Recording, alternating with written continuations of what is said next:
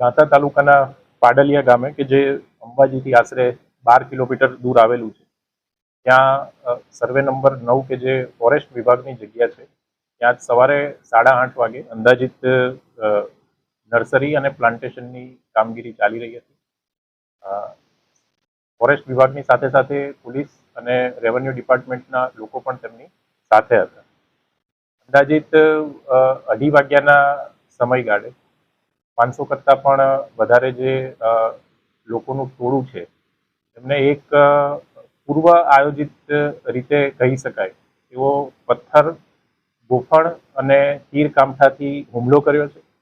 આ જે હુમલો થયો એમાં ફોરેસ્ટ વિભાગ, પોલીસ વિભાગ અને રેવન્યુ એડમિનિસ્ટ્રેશનના અંદાજિત 47 જેટલા અધિકારીઓ અને કર્મચારીઓને ઈજા થવા પામી છે, જેમાંથી 45 જે આપણા અધિકારી કર્મચારીઓ હતા કે જે ઈજાગ્રસ્ત થયા હતા, તેમને અહીંયા અંબાજી સિવિલ હોસ્પિટલ ખાતે લાવવામાં આવ્યા હતા અને એમાંથી વધુ સારવાર માટે 9 જણાને હાલમાં પાલનપુર ખાતે રિફર કરેલા છે અને 2 અધિકારીઓને સીધા જ પાલનપુર ખાતે અત્યારે સારવાર લઈ રહ્યા છે.